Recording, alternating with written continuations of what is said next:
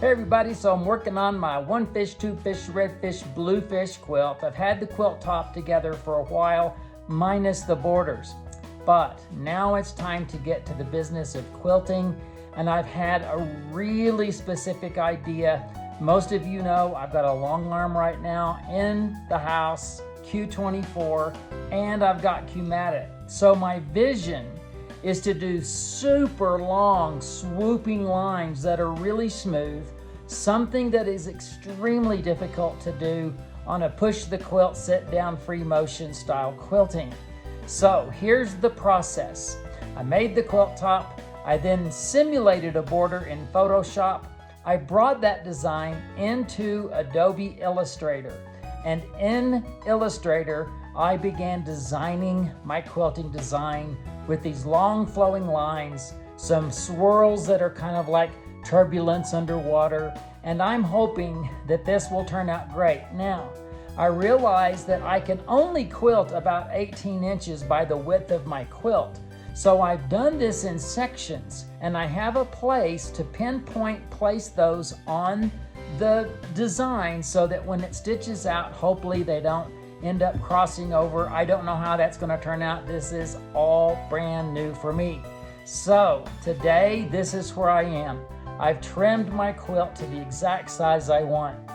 Because I needed to be super square, I've cut my borders the width and the length they need to be exactly. And in that very exact method, I will then pin those to, you can see I'm starting to do that here. I'm pinning my border. I usually pin the top and the bottom, then I stretch it, get it to the middle, pin, pin, pin, pin, so that it's really, really the exact size I want it to be. Also, for what it's worth, I do my borders on straight of grain because there's no stretch on the straight of grain, so that works out a little bit better. Once I get the borders on this quilt, I'll then load it onto the machine. I have to be super uber careful that it is perfectly straight so that I can get all the placements where I want them to be. So this will be the most challenging thing I've tackled, and it's a vision in my brain. We will see if it works out. Okay, so here we go. This is the first part of the design. I drew it in Adobe Illustrator. I took that section, I exported it as a file that would be read by Art and Stitch.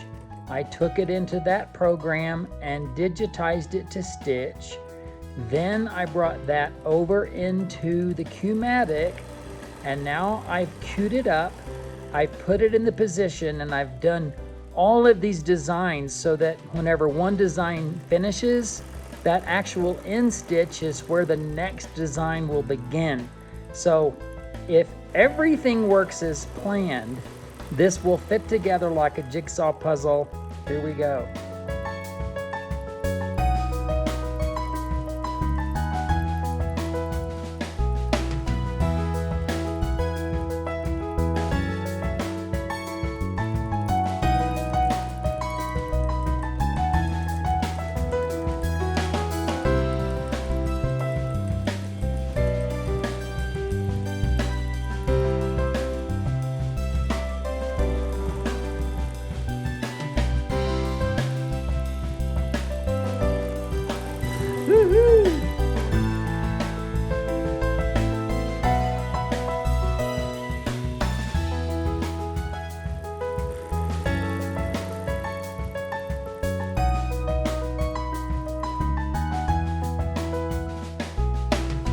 The first pass of the first unit. I'm so excited. It's working.